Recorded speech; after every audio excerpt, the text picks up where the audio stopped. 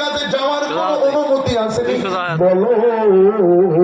মুসাব বিন মায়ের কাকুতির সুরে বলল, মায়ের মনটা বড় উদার, নরম দিলে মায়ের আঘাত লাগলো, সন্তানের হাতের বাঁধন করে দিছে। সন্তানকে ডেকে বলে, বাবা কি এমন মুহাম্মদের মন্ত্র পড়েছ যার কারণে মা বাবারে ভুলে গেছ?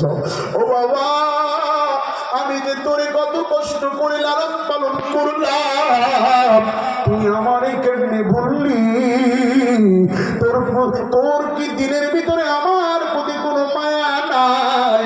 মুসাব ডাক দিয়া বলে, মা গো, আপনার প্রতি মায়া নাই? কে আমাকে বলেছে? কে আপনাকে বলেছে?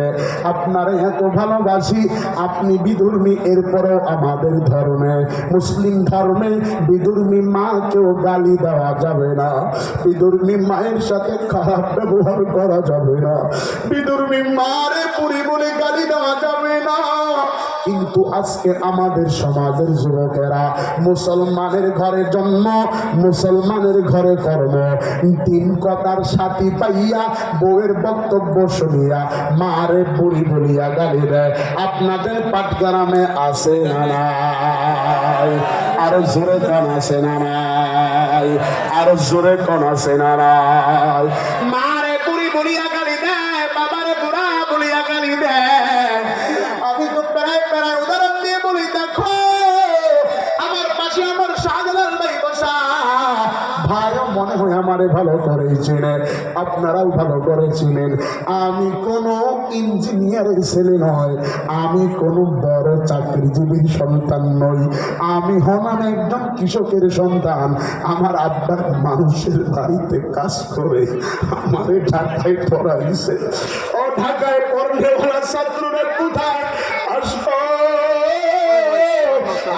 আমার কাছে আয় পাগলারা। আজকে যারা এই আয়োজন সাজাইছ, ঢাকায় পড়নেওয়ালা ছাত্ররা কই আসো? ঢাকায় পড়েছি অনাদরে কষ্টে দিন কেটেছে। আমি আমার ভাই আমার সঙ্গীত মুখস্থ করাইয়া দিছে, ভাই এই সঙ্গীতটা বলবা।